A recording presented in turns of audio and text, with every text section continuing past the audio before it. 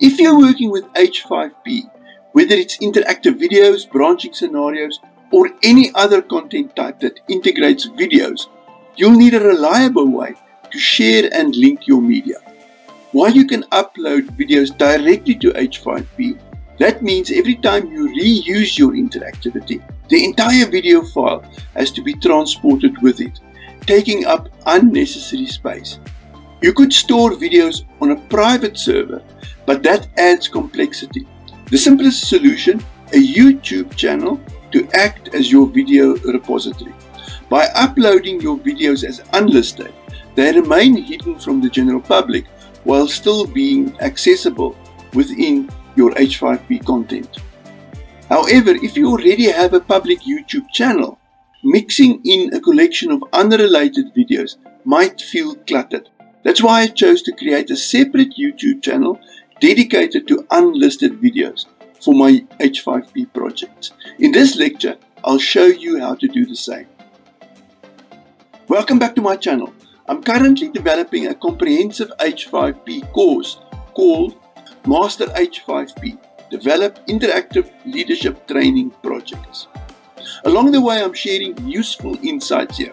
So if you are interested, hit subscribe and let me know in the comments what you'd like to know about H5P. This video was inspired by a question from someone who asked how to upload a video to YouTube for use in H5P. So let's dive in. Creating a YouTube channel is straightforward, especially if you already have a Google account. If not, setting one up is quick and easy. Rather than reinvent the wheel, here is a great tutorial on how to create a YouTube channel. The link is in the description below. Creating a second YouTube channel for H5P videos. Once you have your first YouTube channel, it's as simple as clicking create, uploading videos, and if all goes well, getting some traction. But what if you need a second channel?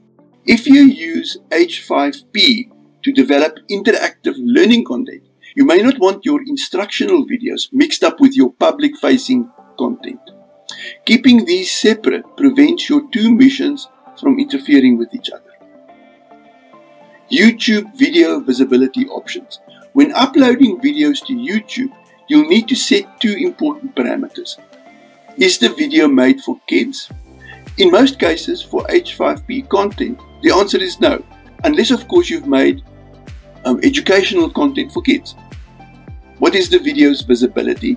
YouTube provides four options: private, only you or specific invited users can view the video. This is not useful for H5P content. Public, anyone can see the video. It appears in search results and recommendations. If your H5P video is valuable to a wider audience, you might choose this option. Scheduled public. It's a great idea to schedule your general YouTube videos for a later release. This gives the YouTube back office officials, also known as the all-powerful YouTube algorithm, time to figure out who might be interested in your video. If it gets watched by many of the right people in the first few hours, YouTube will push your video to even more viewers, which is great for your video's performance. Unlisted. This is the ideal setting for H5P content.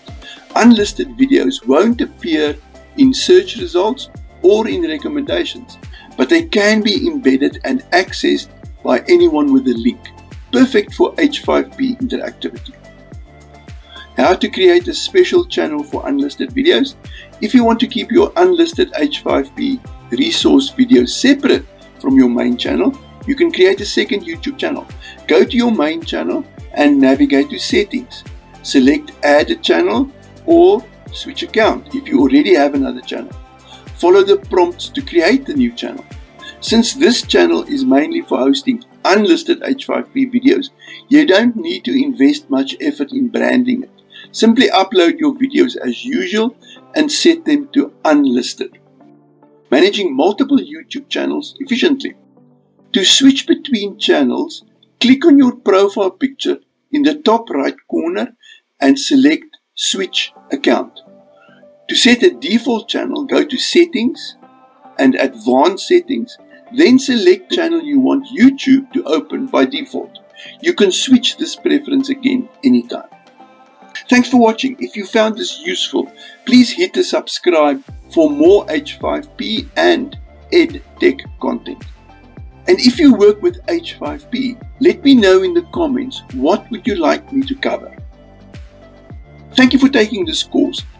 As new H5P questions come up, I'll continue adding content here. So please stay in touch and let me know what your biggest H5P challenges are.